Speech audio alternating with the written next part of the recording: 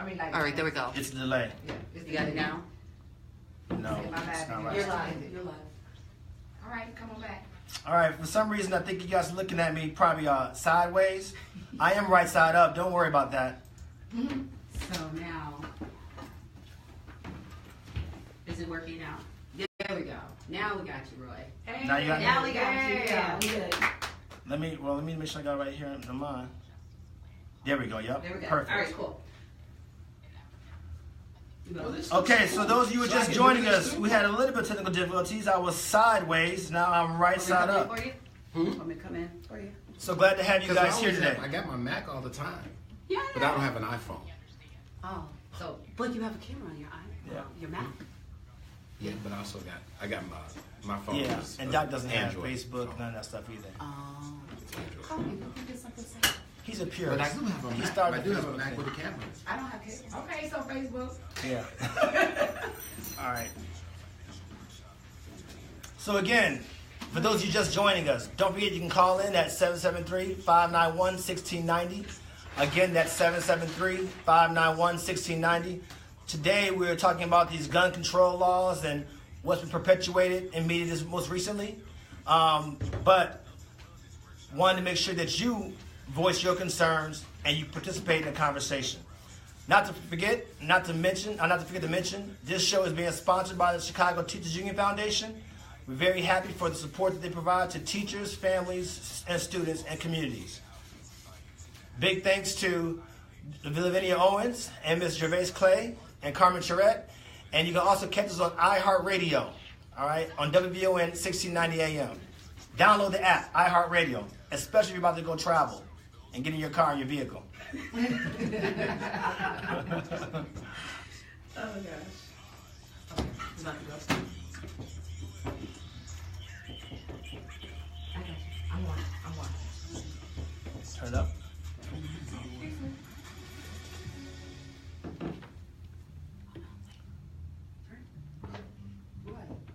Turn it up. This is my jingle, man. This is my jingle. This is my jingle. Art Porter. That's my generation too. Our Porter's way before you. He is. Greg Reporter. I'm sorry. He's on Greg TV. Porter.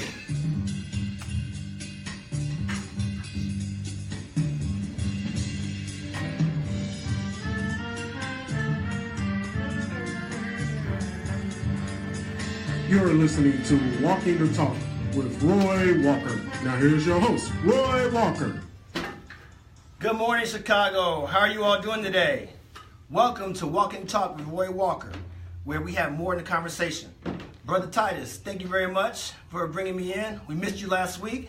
Next time you want to take off, I got to know well in advance. But Chicago, thank you for tuning in. I am your host, Roy Walker, where we have more in the conversation, where we bring members of the community together to address real problems with real solutions around education, health, social justice, and economic development. Today, we're going to talk about a very hot topic that is one that enthralls all of us regarding gun violence and gun control laws. But before that, I want to make sure that I make sure everyone knows to call in at 773-591-1690. Tune in to iHeartRadio. And to learn more about the Chicago Teachers Union Foundation, go to www.ctuf.org. They are the sponsors of this wonderful show. And as always, thank you to my CTUF team, Ms. Carmen Corrette, the executive producer of CTUF, Ms. Lavinia Owens, my executive producer of this show, and of course, Ms. Gervais Clay, who is our photographer, as well as everything else behind the scenes. Now, this is our last weekend in Black History Month, so as we've been doing since the beginning of this month, I want to pay tribute to someone who is pivotal in Black history. Today, we're going to acknowledge Mr. John Baptiste Point du Sable. He was born on March 4th, 1750, and was a Black pioneer, trader, and founder of the settlement that later became, as we know, the city of Chicago. Du Sable was from Saint Mark, Saint Dominique, which is known today as Haiti. His French father had moved there and married a Black woman. Du Sable was believed to have been a freeborn, and around in the 1770s, he went to the Great Lakes of North America, settling on the south shore of Lake Michigan at the mouth of the Chicago River. with his wife, Potawatomi Kitawawa, also known as Catherine. The British arrested him in 1779 for the defiance of the crown and took him to Fort Mackinac. There, he managed a trading post called the Pinery on the St. Clair River in present-day Michigan, after which he returned to the site of Chicago. By 1790, DuSable's establishment had become an important link in the region's fur and grain trade. In 1800, he sold out and moved to Missouri, where he continued as a farmer and trader until his death. But his 20-year residence on the shores of Lake Michigan had established his title as the father of Chicago. John DuSable died on August 28, 1818 in St. Charles, Missouri. So if you're just tuning in, you're listening to Walking the Talk with me, your host, Roy Walker. Catch us live on Facebook Live right now on the Chicago Teachers Union Foundation webpage, or you can download the iHeartRadio app for WVON 1690 and listen nationwide. Also, callers, remember you can call in at 773-591-1690. And today we have an amazing show. The topic of today's show is Guns in the Classroom, We Call BS. This week we've had some very interesting developments. First, I know a lot of you all went to go see Black Panther movie. And I don't want to spoil it for anyone that hasn't seen it yet, so if you haven't, go out and see it right now. I myself am going to go probably see it 2 times, but it is definitely a conversation we're going to have at a later date. Wakanda in Chicago is a conversation that we all need to have, and something that I think is a possibility for us all. But also last week, I acknowledged that we had significant deaths as a result of gun violence. And I took notice to mention that in Florida, we had lost 14 children and 3 adults. And shortly thereafter, those same students did a demonstration in which they demanded that the people who are responsible for the gun laws, particularly at the national government, at the federal level, do something and get into action. And a lot of the talk that was discussed regarding gun rights advocates, they call BS. So that is their quote. And it's our children now who have gotten into the fight, who have gotten into the conversation, and are going to be making some big moves. And so for that, I'm very proud of them. And it's ironic that all this occurred this past Monday as we celebrated President's Day. And on this day, these students chose to march to Washington and demand that their voices be heard. So Chicago, we need ideas and solutions, and those that make sense of what is happening and force people to act on them. Solutions, again, need to be collective and not isolated. And so a lot has already been discussed, and I must say I am both very pleased at what I've seen in regards to what these students have said, but I've also been very appalled. I told you guys a few weeks ago, you're going to get to learn a little bit more about me as a person. First, I am a husband, and I'm a father, and I'm an educator. And part of my responsibilities of being an educator requires me to not only maintain and manage the academic programs to ensure that we have quality programming for our students to lead better lives and better their positions in society, but also to protect the people in that institution. And so with that being said, the notion of 45, and for those of you who know me, I'm talking about our Commander-in-Chief, I don't mention his name, but 45, to even make a mention of teachers considering to bear arms in the classroom, to me is absolutely absurd. And I think it's especially wrong that he wanted to incentivize them for doing so. Furthermore, to make even mention of that they're currently already underpaid, to me just adds more salt to an already open wound. And you're talking about trying to politicize an issue, now you're going to throw education into the conversation. It's really, really bad. So ladies and gentlemen, this is simply and nothing more than a diversion tactic. If you pay attention to what's happened, instead of talking about the real cause of a lot of issues, it's a diversion. So let's not get caught up in the discussion about bringing guns into the classroom. That's not the problem here. The problem here is about accessibility for individuals that have no right to have access to weapons that can cause great harm to not one or a few, but many people at one time. So the real solution is to gun violence, and I do want to emphasize gun violence, is to have common sense laws to stop allowing first weapons in the hands of people who should not have them in the first place. People that are mentally ill or emotionally ill or have documented evidence of past aggressions or assault or battery or any type of criminal record, first and foremost should not be allowed to have arms. The second thing is that limits should certainly be placed on the types of weapons that people are allowed to buy. Now, there's a lot of difference and conjecture about what types of weapons between semi-automatic and automatic guns, and we probably need to educate ourselves on what those really mean. But the point of the matter is, though, is that we know that someone should not have the capacity to use a weapon that can kill multiple people in a matter of seconds. And we know that whether the trigger, fully automatic, when you pull it, the gun just continues to go off continuously until the ammunition is gone. That's a fully automatic weapon. But even a semi-automatic, where the trigger is so sensitive that you can just tap it 15, 20, 30 times, and you can still rattle off 30 bullets within 20 or 30 seconds, that still is something that needs to be talked about. So I have in the studio here a longtime mentor and friend of mine, and someone who was a pioneer and a leader in the Chicagoland community, Dr. Terry Mason. Dr. Terry Mason, as many of you all know, not only is a physician by training, but he also has a strong interest in the education of our children in our society, particularly Chicago. And he has a lot of ideas that he wanted to share regarding what we need to do and where we need to kind of focus our attention on. Because we're going to have this conversation a bit later on today about what a lot of these gun activists say and what they say their rights are. And I'm not trying to say that people should not have the right to bear arms, but a weapon that is used for hunting is certainly different from a weapon that is used to do nothing but kill people. And so we need to kind of have a much, much deeper conversation about logically, what are people thinking to even have this argument? So Doc, welcome to the show. How are you doing today? I'm doing great, Roy, and it's always a pleasure to be here. And I'm very proud. Let me just say in the beginning, on the outset, I'm very proud of you in terms of where you've done. I've known you for a long, long, long time.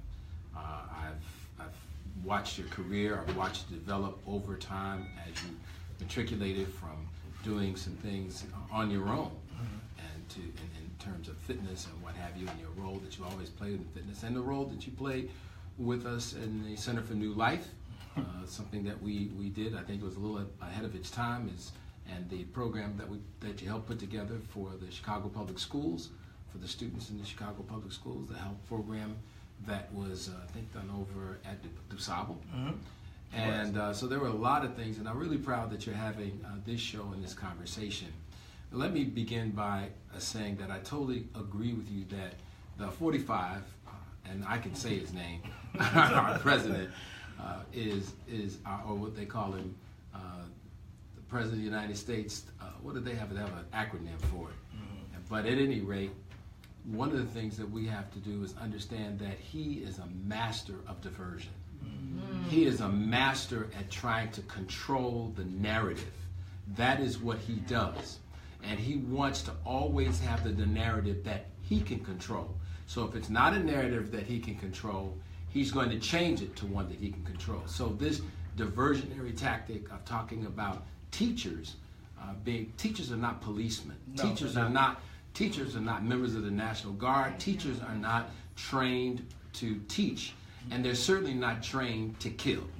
And so the notion is so crazy to me, but it's a diversion to take the conversation away from his supporters at the various organizations that support guns. And we got to go back and think about when this whole notion of the right to bear arms was written into the document, what was going on at the time. And that's another conversation for another show.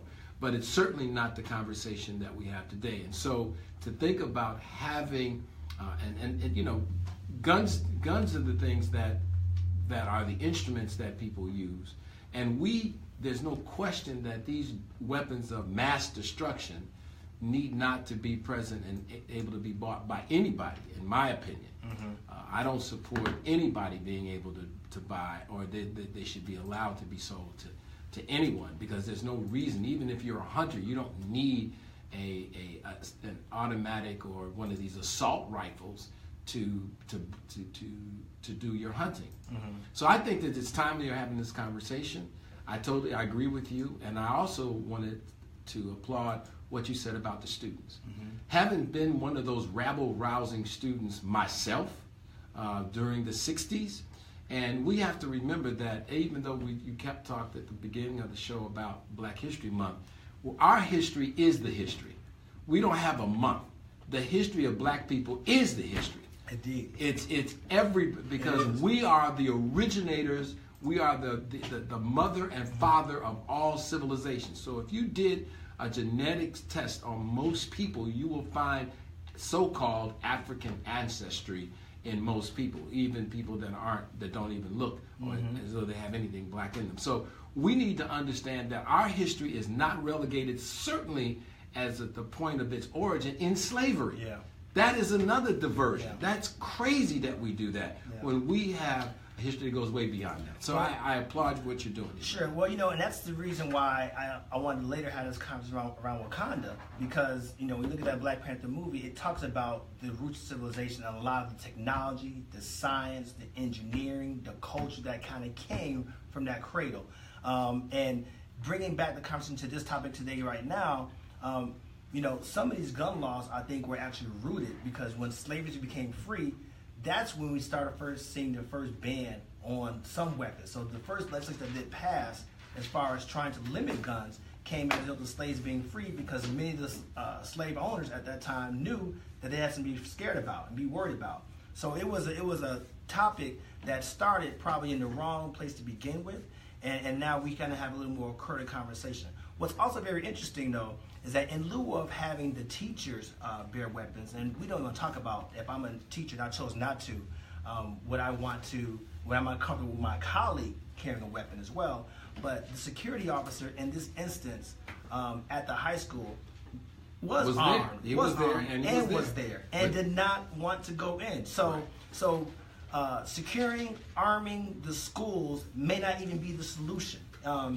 What we have to talk about is what makes sense and how we govern who has the access and the ability to get these weapons, and put a lot more, checks and balances in place that currently doesn't exist right now. There's no reason why this 18-year-old kid was able to go in there and buy this weapon, and he already had documented evidence from people complaining, being concerned about him and his erratic behavior. So I'm not quite understanding why people are not in arms about this, and why anyone's even trying to possibly advocate the other side of it. Well, I totally agree with you. I think that the teachers have absolutely no, and I would not support anything that would suggest that a teacher should be armed. I think that's absolute craziness. What we need to arm the teachers with are better materials, opportunities to prepare and do the things that they need to do to improve the minds of our children, and to create opportunities for them to explore the kinds of science and technology and history and math and those sorts of things. That's what teachers need to do, not talk about, not be police. Right. So we got a caller on the line right now. I want to try to get to Art. Art, are you there? I'm pretty good. How are you doing?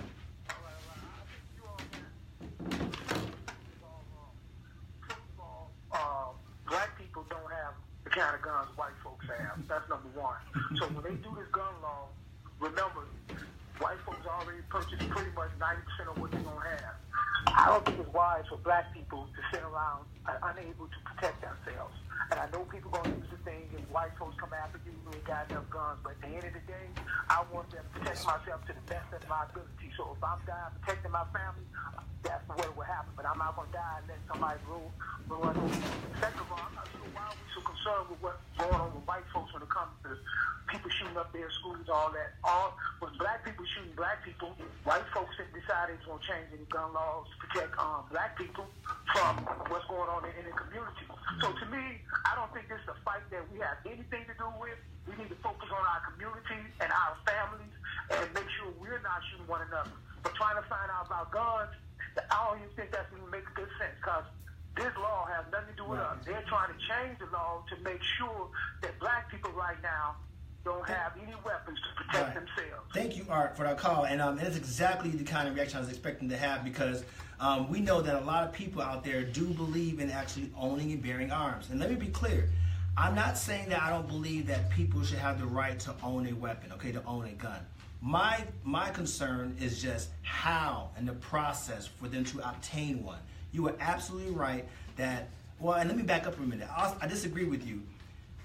Yes, we're talking about these schools and there being white children, but to have any school to have children being killed, whether they're white, black, green, or brown, or purple, does not matter whatsoever. It's an injustice anywhere. So that should be everybody's concern when you have innocent lives being taken. I don't think color should matter whatsoever in the conversation. But to your point, yes, we should draw the conversation back in our own communities, because while it may not be mass shootings per se, when you look at the totality of deaths that we have in Chicago, it is way, way higher than we shouldn't have any whatsoever. So any shooting by a gun is a problem. And yes, the means to protect yourself in the event that something is going to happen, that's a different conversation. We're talking about the access and the ability for anybody without any checks and balances in place to obtain weapons like this. We got to go to commercial, but when we come right back, we're going to have another conversation, another guest coming in, Mr. Jabari Hunt, but I'll talk to you guys later. The talk of Chicago. Mr. Glad, you still there? 1690 WVON. You going to head out? No, I gotta. According to a I recent said survey, these are the top barriers to so companies much. finding I think we got started. Yeah, we did. too slow to launch new products. Thank you for that endorsement, Doc. I appreciate Huh? it. That endorsement, I appreciate it. That endorsement you gave me, that was pretty cool. The what? That endorsement you gave me, I appreciate it. That endorsement you gave me. Oh, Yeah. yeah. Facebook Live, you don't know, Dr. Mason is really truly my mentor. I've known him for a long, long time. I love this man. And I can say that unequivocally. Oh, wait a minute, I forgot. Yeah, he's right here. I love this man. This is my son. This is my son. He's one of my many sons. I got many of them out there. They're not necessarily biological. But let me say this, though. Mentorship is a big, big thing that we need to do a lot more of. And I would not be where I am right now if it weren't for this man, because he has mentored me and has never let me go. And it's something that we as men and as women need to continue to, just because they're not your direct descendant, does that mean you still can't give them the same love. That's right. And that's what it's going to take for us to build around each other. So remember that, okay? Remember that. That's something that's another topic later on. Facebook Live, if you out there, please type in your comments. Please type in your questions, your concerns. We do want to hear them. And remember, this is your show. This is your show. We really want to hear what you got to say. So you got somebody on the live line now? Huh? You're gonna bring in somebody on your live line? Yeah, I am. Yeah, I am. Can I get one quick picture with you? Yep. Ask Tyus the Jabari. My calling you. Robin Island hat. Y'all know about Robin Island? Yes, we do. All right. Okay, so Cool. how many? What time? Huh? What time you want to come back? Check Tyus, see if he's called in. He said he's going to call in at 11:30. You know, Is the battery? so you know- the battery's dead. A couple of airlines said we done. They like canceled all their contracts with the National Rifles Association. Really? This morning, yeah. Okay.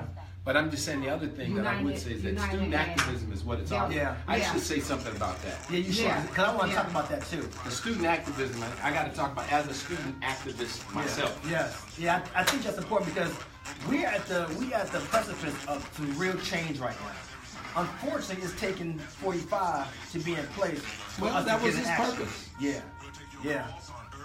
That's his purpose. Yeah. But do we have Jesus come back? Is that No, what but- because I think Jesus is going to show up right now. No, but we're about to. Okay. And he's Okay. the documentary. He got one more thing. One more point. We need Jabari's number. Who? Jabari's number. He's calling in. I gave him the number. Call in. Okay, but we. Satva, they make a nice bed. All right, here. No, don't text me. It's only 40. Kind of. It's 773. No. No, Sorry, Facebook Live. we got to go back. We have to go back. Trace, can you? Which one we got? Give us the times. All right, we're back. So I'm just going to make that point Yeah, no, I think you need to make that point. about student activism. Mentors do rock, Tiger Lily. I hear you. Oh, airport methods seem to be having good long-term effects, and arming more people isn't the point. Male detectives, peers, and safety procedures. Okay. Good morning, Tata Hudson. How you doing, Tata? I like that name, Tata. This is definitely a generational thing because Yeah. I see more of the guys are doing this now. Yeah, they are. They're coming, more of the folks are doing Okay, it. you ready? We're about to go back. Okay. And we got people coming in. Oh, wow. Okay. Renee? Oh, Jabari's on 10. Let me bring Jabari on real quick. Doc, you may want to hear Jabari because Jabari has something pretty good to say. I think I've talked to Jabari before. Jabari Hunt, he's actually a concealed and carry firearms instructor. I think I've talked to him. You might have. Find us on Facebook and like us. When do you want me to say this thing about? Well, because he's gonna probably say a counterpoint. But the thing is, beyond all that, this is what's causing the youth to get into action because people are And I getting think tired. that's a good part of it, a good byproduct. Yep, that's the only good part. Yeah, and we've always been asking the youth to get involved. Always been asking the youth to get involved. The website. Check it out. The Talk of Chicago, 1690 WVON is your Black History making station. Download the iHeartRadio app and listen live wherever you I go. always The have my Talk theme of song. Chicago, I know 1690 exactly. WVON. Right.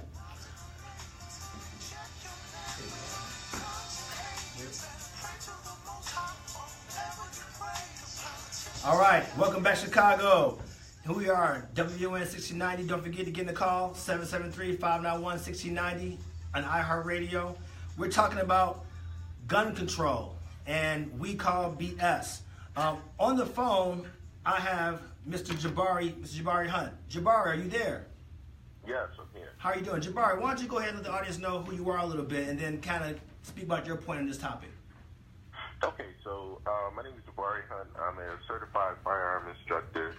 I teach concealed carry, youth safety courses, and a variety of other firearm-related courses.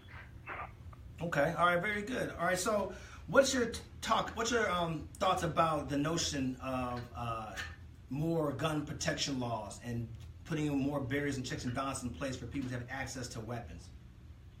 Well, I mean, in relation to preventing school shootings in general, I think it's kind of a two-tier approach we need to take. The first part of that is preventing people from getting into the schools in the first place, hardening the schools. Mm-hmm. There's a reason why spree shooters don't get into police stations or go to other places that are hardened. There's people there who can respond, and it's not because they have badges, it's because they can respond with a firearm. Banks are one of those as well, correct? I'm sorry? Banks are one of those other examples you're talking about. Banks. Yes. Banks. I'm sorry. Hold on a second. I forgot my back in that. All right. So Jabari, I might actually gone We'll back. get back. We'll see if you can get back in a little later on. But where he was going was really talking about trying to harden our systems in place. Jabari, you back? No, not yet. Oh, trying to harden our systems in place so that we should protect our schools and possibly have someone there that may have access to a weapon. And when people who are intending to do harm to others are aware and know that there's someone there to protect them, that might curtail their efforts. Jabari, are you back now? No? Yep, I'm back. Okay. Right. So, I'm sorry. Now I was trying to surmise what you just said. Go ahead. Yeah, so as I was saying, when you look at where these shootings generally take place, they're just about always in a gun-free zone.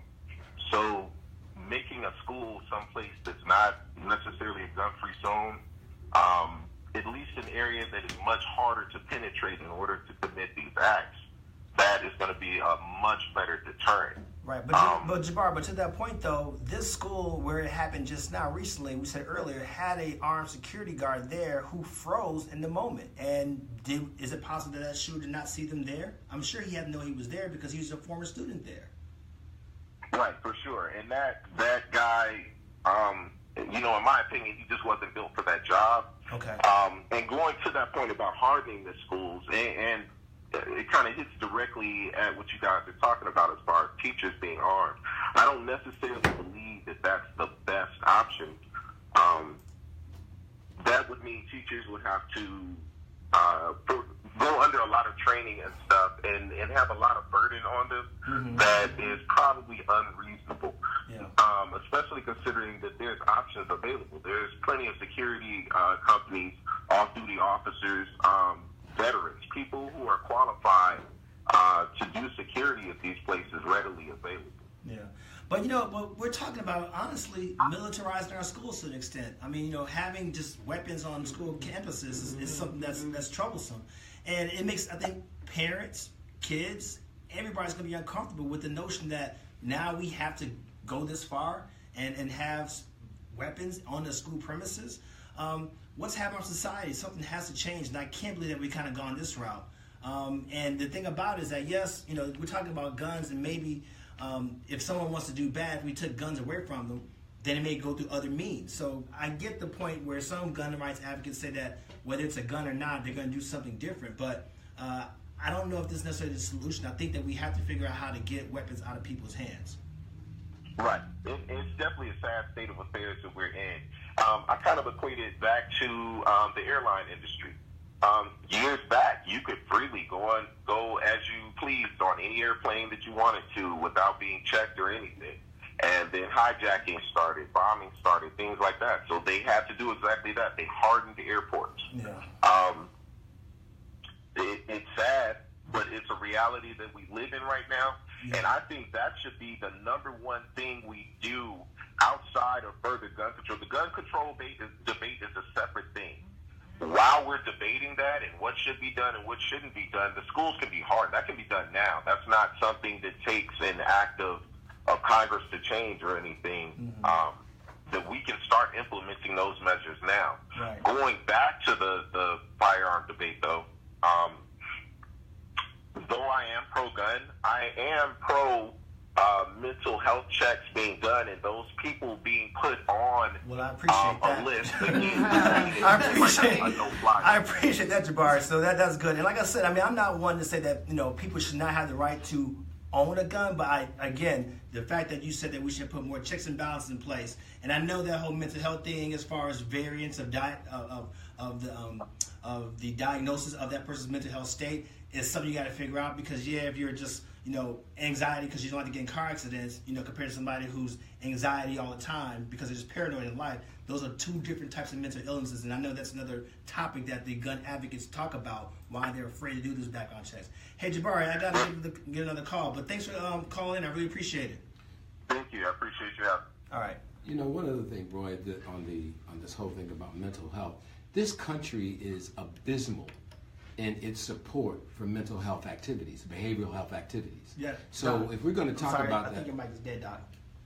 So, but you're saying about mental health? Yeah, I'm just saying that the mental health status in terms of the level of care that's available in the United States is abysmal. Mental people, and I'm not talking about psychologists or psychiatrists all the time, but in terms of just behavioral health, we're seeing it in our drug addiction issues. Mm-hmm. We're seeing it in our other violence issues. We're seeing that play out in a number of places. So if we're going to talk about that, we've got as a country make an investment in behavioral health services. We've taken away more mental health services out of certain communities, particularly African American communities, than we've added. And so there is, you know, we can't talk out of both sides of our mouth. And I just want to say this before I get ready to go about the student activism. I think the student activism is great, but students have always been active. Yeah. I was a student activist. Yeah. We had activism around not having black studies or not having any opportunity to learn about ourselves in the curriculum. So we advocated for that very strongly. There were students, when I was in college, students at Kent State got shot by the National Guard. So there's always been student activism, and what we do is, because we don't study history, we tend to repeat it, and we don't understand that a lot of these struggles are not new. The Student Nonviolent Coordinating Committee, SNCC, was students. So students have always played a role and continue to play a role. And I would say to these young people, remember, you'll be old enough soon to run for office yourself. Right. Well, you know, it's very interesting. A lot of change we have in society, as you said, has started from students. And what's interesting right now is that now it's not just black students that are up in arms. Okay, up. Right. And to talk about hardening our schools have been hardened for some time. We've had metal detectors and all kinds of things in many of our schools.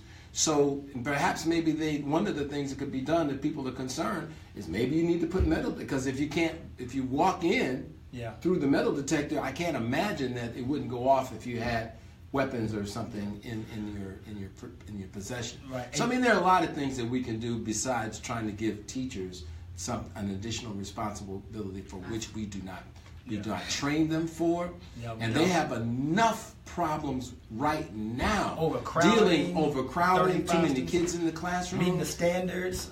Yeah, I mean, it's just too much to do, and I applaud. I had great teachers when I went to Chicago Public Schools, and I had great teachers in grammar school and in high school. I went to Chicago Vocational High School. Yeah. So we can do this if we want to make the investment. Yeah. Okay, I want to get another caller right now. Dave, are you there? Yes, I am. How you doing? Thank you for taking my call. Yes, if you know that at the CNN forum there, that a teacher was the one to ask for the definition of well-regulated militia. Two, has anyone heard of Dr. Frances Cress-Welsing and her Cress The ISIS papers. theory of color confrontation, the role of the gun in the context of white supremacy and racism? And for Dr. Mason, I don't know if you noted that perhaps the male that committed,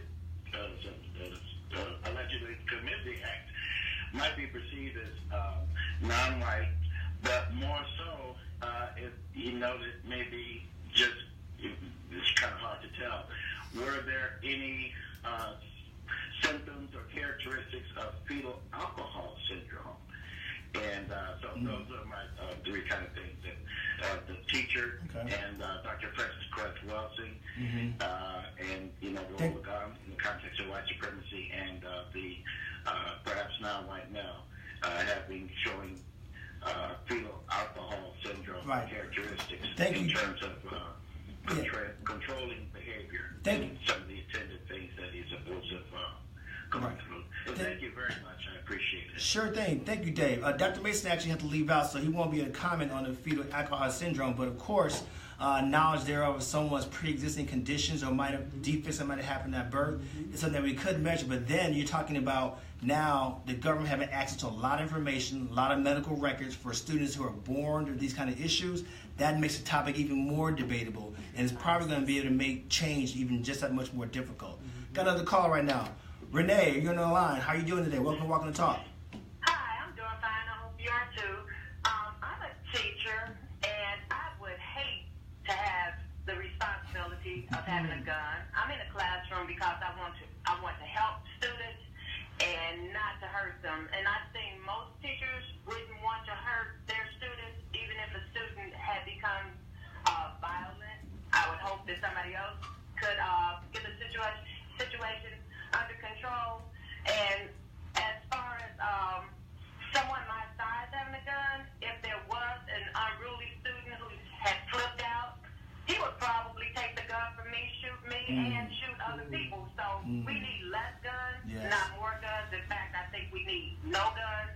And as far as having a school like a fortress, well guarded, mentally, that would only hurt students and the teachers, because can you imagine being in an environment where you have guards walking around? That would just make you feel more unsafe. Yes. And one last thing. In Japan, they have 128 million people. They have very strict gun laws. You cannot have a handgun, period. And they had less than 10 murders in their gun murders related to being shot in the past decade. And here we are in Chicago, and we only have 2.7 million people. And as of February 20th, we already had about 60 gun deaths. And last year we had over 500, and most of them... I was trying not to keep tally, Renee. You know, I was trying to keep tally because I don't like making those numbers and keep counting. I was going to wait till a later date. Hopefully we got to the summer to kind of see where we were. But first, let me say thank you for your service. You're welcome. Yeah, absolutely. Thank you for calling in, Renee. All right. Have a good day. You too. So, no, but you're absolutely right, though. To put the burden of a weapon in a teacher's hand, and again, what troubles me is that, again, 45 to even make the notion of trying to incentivize teachers, knowing that they already have a low pay structure, and giving them bonuses for continuing to do so, to me is just really sinister in nature. I want to get another caller right now. Karen, you're on the air. How you doing? I'm doing fine. Thanks for taking my call. I was listening to Lawrence O'Donnell. He's a journalist for MSNBC a couple of nights ago. Yep. And he said that these AR, which stands for the rifles, the assault rifles, 15. The AR-15? From an AR-15 travels at 2,182 miles per hour, which is 3,200 feet per second. So once those bullets leave the gun, they're going to hit somebody. There's nothing you can do. Oh, yeah, it's going to go through a couple of things. And those bullets are armor piercing. Mm-hmm. They go through police vests. Right. Well. Excuse me. Hello. Yeah, go ahead. We can hear you. Oh, and once they touch your body organs like your stomach, your esophagus, your lungs, they just destroy them. Yeah, they mash them up. Yeah. They don't just go through the body. So this is nothing to play with. So what is a teacher or even a security guard going to do once the shooting starts? I can understand why those deputies stayed outside, because they knew what those guns could do when they heard them. Right. And they knew they were not prepared. Those bullets could go through anything that they had on. Right. And a teacher's not going to be able to respond in 1 second, much less 1 minute. Right. Thank you, Karen, for that call. I really appreciate it. And you're absolutely right. Now, the thing that I do want to talk about, though, or just kind of make a little correction here, is that the gun is deadly, but the bullets can make the gun even that more deadly. Some bullets are in their design to be able to go through, pierce body, and spread to cause damage. Some bullets actually just go through and make things a little bit smaller. So the gun is going to be more dangerous based on the type of ammunition you put in it. And so that does not necessarily mean that someone coming in the school may use that ammunition, but at the end of the day, who's trying to find out? The fact remains that it's still just a bullet. Got another call right now. Keith, you're on the air. How you doing? Welcome to Talk. Hello, yes. I just wanted to say this. What the thing that we got here is that we want to keep on putting up more laws on guns. Due to isolated incidents that's occurring 1 year, a year over here, or there. We have terrorists that come inside, domestic terrorists that blow down buildings here in this country. Mm-hmm. All right?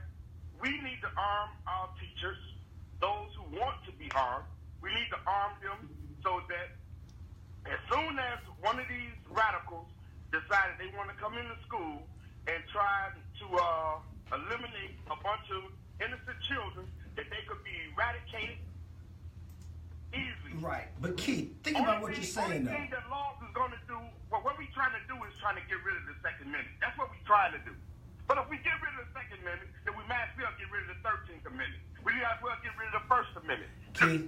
The Second Amendment was written exactly for the rights of the people.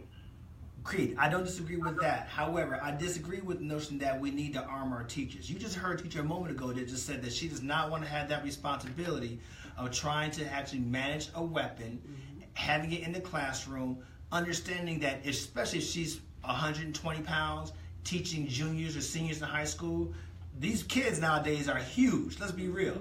This man can go in there, these young boys or young women even can go in, overpower her, take the gun from her, and now you have someone that really has people that are innocent and can be easily sustainable to massive death. We don't want to bring guns into the classroom. I don't think that's the solution. I do think that some consideration might be made about possibly putting up more protections in our schools so that people cannot go in. I know my school that my children go to, and they both go to Chicago Public Schools, you can't just get in. You know, there's a couple of series of doors you have to go through first. And maybe if we can protect our schools and maybe put more barriers in place so nobody can just walk in, that's one thing.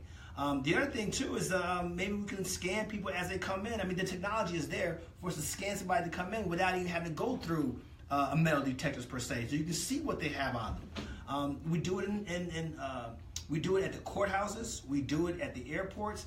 And I'm not saying that we want to have our students come in and check in every single book bag, but isolated incidents like this can be controlled. And I think we got to make some considerations for doing so. Got another caller coming in. Mr. Weatherspoon, How you doing? Welcome to the talk. Welcome to talk. Yeah, I agree with the teacher said. Teachers should not have a weapon. They teach the children not to have a gun to protect the children. That's what law enforcement should do. So with they should ban the assault weapon. I don't know why Congress had a problem passing this law, because assault weapon for war. And that young man he showed so many signs that he had a problem. And they talk about bullying him and laughing at him. They thought he probably just playing. They should expel him from the school completely. Right. Completely, he should have been expelled from the school. They know that young man had a problem. Right. Now they closed down mental health through the black community, and we got more mental health problems people in the world. Right. Thank you, Mr. Weatherspoon. Oppressed to oppressors, You're right. being beat down, and talk about like a dog. Sometimes you don't want to talk about race, but we do have a racial problem in the United States. Right. The United States one more racial place on the face of the earth. Right. We got 4 black men locked up in jail because they race. Thank you, Mr. Weatherspoon. Yeah, so the issue around that is that we do know that the racial issues in America is something that we have had since the beginning of time. But I don't think it's a germane to this conversation right now. We're talking about effective ways of trying to curtail gun violence, period. Again, I'm going to reiterate the point. Sensible gun laws, I think, is where it does start. Again, I'm not saying that we don't allow people to bear arms. Not saying that whatsoever. However, putting more checks and balances in place to make sure people are inept, qualified, and capable to manage a gun just makes common sense. The notion of trying to deal with this situation by arming more people does not seem to it doesn't add up. It just does not add up. And I agree that, yes, if we do restrict guns, that people who want to do harm are just going to find more ways to harm more people. But I think that we just got to have a much more deeper conversation. And at the end of the day, the students at this point in time now are getting involved in the conversation. We are at the precipice right now in our society around this issue where a lot of things are about to boil up and a lot of things are changing and are happening right now. Bear witness to the times, people. Things are changing in a big, big way. And now you have people on both sides, color, black and white, uniting together because they're upset and they're appalled by things that we're seeing in our society. I got time to take one more caller. Let's see. Miss Lee, are you there? Yes. How you doing? I'm okay. What I wanted to say is that, first of all, it is not a teacher's responsibility to be a security guard. I agree. And the doors, there's an entrance, there's an exit. In every school, there should be a security guard outside each school to prevent them from I'm coming sorry, you in. said there should be one, there should not be one. There should be. Okay. Security guards at every door. Okay. Every entrance and exit. Yep. And the metal detectors for the students that walk in. Okay. They come in. And when we talk about assault weapons, it should be against the law, and we should be more specific about it. It should be against the law for anybody to walk around with a machine gun, because that's what it was. Right. It's a machine gun. Well, and this gun, the AR-15, I mean, it's actually not a machine gun. It is a semi-automatic weapon. In order to fire multiple bullets, you do have to pull the trigger each time for those bullets. So I do know a little bit about guns and know that in this instance, the AR-15 is just a very sensitive trigger, so it kind of almost seems like it's a fully automatic weapon. But that being said, there are still laws in this country that have no limits on what type of guns you can purchase. Now, fully automatic weapons are very, very expensive. It can cost in the tens and $15,000s of dollars. In some states, people are actually well within their rights to be able to purchase it. And the problem with that is that there's nothing stopping you from probably transporting that gun over state lines. Now, that being said, I don't think that's what's happening here. We have not seen fully automatic weapons yet be used in massive shootings such as this, but these semi-auto weapons are just as dangerous. And I think we do need to educate ourselves about weapons and things that are happening and be more educated in terms of things that we can do to prevent and be safer about them. But at the end of the day, we have to think about who has the right to access to purchase one legally.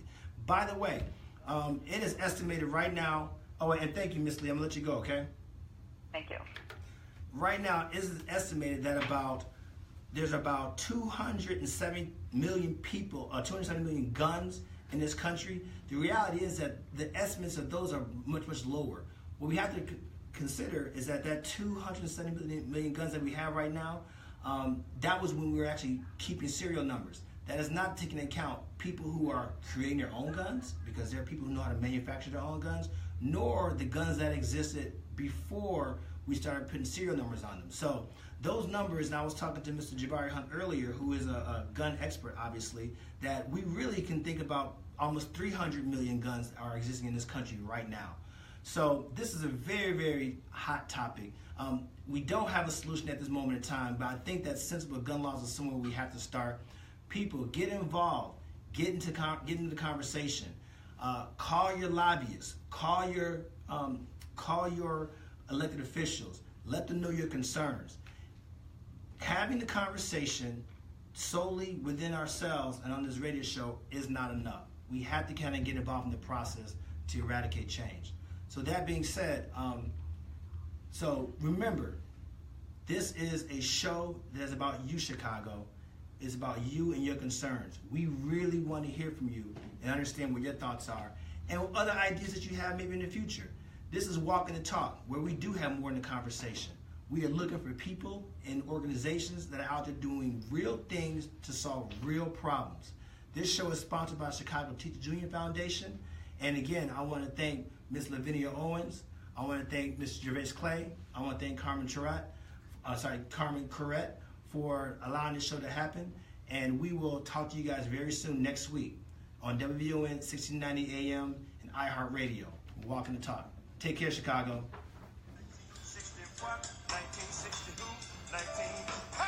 Oh, wow, that was loud, huh? It was good, but you know, it's kind of... Oh, and Chicago Live, you still there on Facebook? How y'all doing? I'm trying. It's going to get a little bit better. So I'll see you guys next week as well. Again, between now and that time, please communicate on ctuf.org Facebook page. Let us know your thoughts about the show. Share it with your friends. Share it with your family members. Share with people who you think need to hear this message, this conversation. All right. Take care, guys, and have a good week.